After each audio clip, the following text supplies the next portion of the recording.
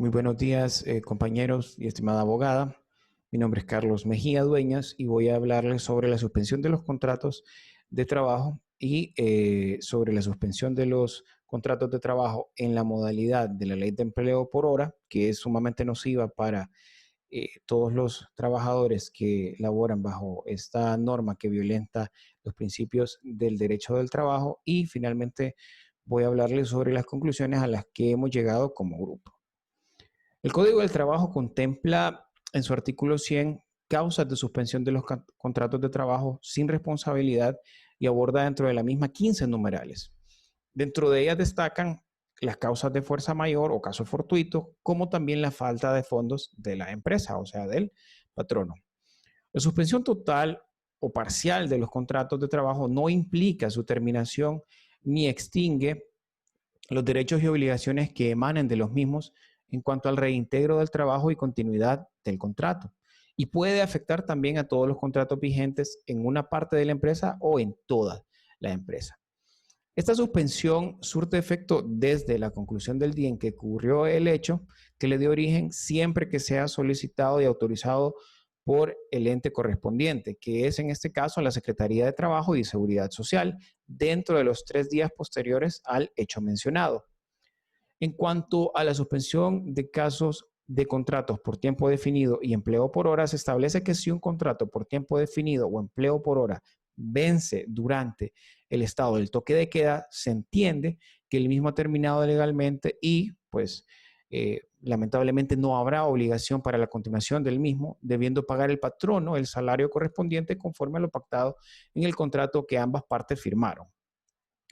Deberá considerarse que existe la posibilidad de que el empleado contratado bajo esta modalidad anteriormente indicada podría reclamar ante el Ministerio del Trabajo que su contrato debió ser suspendido en virtud del numeral 2 del artículo 100, que versa sobre las causas, ¿verdad?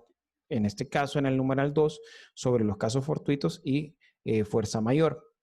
Entonces, esto regula la suspensión de los casos de fuerza mayor y en este caso, se deberían conservar los beneficios laborales durante la suspensión, como por ejemplo la cobertura médica del Instituto Hondureño de Seguridad Social. Ahora bien, la suspensión de contratos de trabajo se está realizando amparados bajo el numeral 2. Sin embargo, en el mismo cuerpo legal se detalla que en el artículo siguiente, es decir, en el 101, se establece pues cuál es el procedimiento para venir a hacer la suspensión. Y es interesante porque establece que la Secretaría de Trabajo, si no autoriza la suspensión, porque definitivamente no pueden probarse la causa alegada por parte del patrono o no se justifica, se dará o se decretará o declarará sin lugar, ¿verdad? Pudiendo los trabajadores ejercitar todos sus derechos laborales.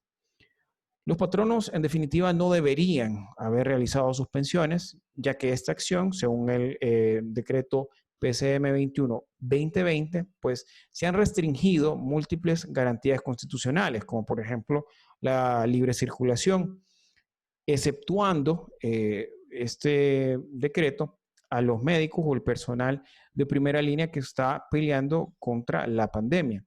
Y es importante manejar que si bien los únicos que pueden realizar su trabajo serían los médicos y el personal de primera línea, muchos y la mayor parte de la población pues no podría venir a ejercer normalmente su trabajo. Por lo anteriormente expuesto, podemos determinar que dicha acción no está enmarcada en la legalidad, ni mucho menos en la justicia social, en la que deberían basarse las relaciones de trabajo, pues en estos momentos en los que los trabajadores necesitan aún más de sus ingresos y sobre todo del apoyo de sus patronos. Nuestra primera conclusión es que con base en la situación actual de la crisis sanitaria que enfrentamos en Honduras por la pandemia del coronavirus COVID-19, ha afectado a miles de personas en el mundo y a más de 61,000 personas a nivel nacional.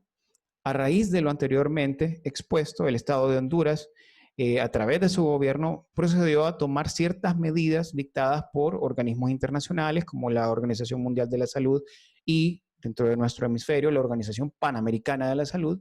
Y todas estas medidas adoptadas tienen un orden sanitario, pero asimismo tienen una orden de implicaciones y consecuencias legales y jurídicas.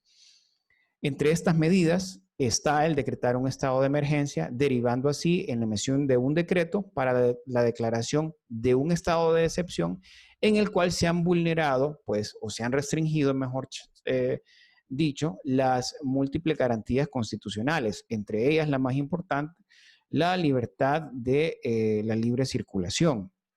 Con esto, pues los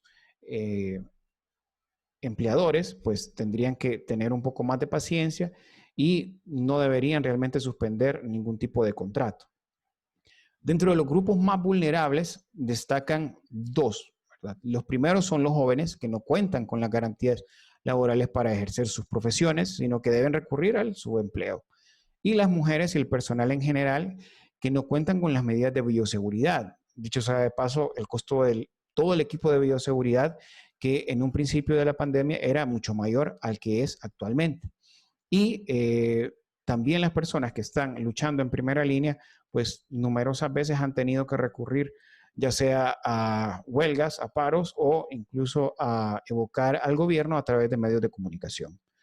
Otro de los grupos que ha sido vulnerado son los ancianos, que ya eran escasas sus posibilidades laborales antes de la pandemia y más aún en esta situación adversa actual, no solamente en materia laboral, sino como una población en riesgo.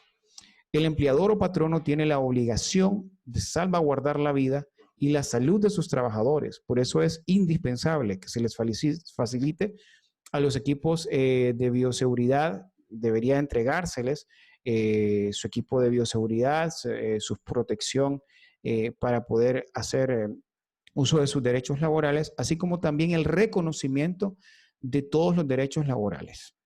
Gracias.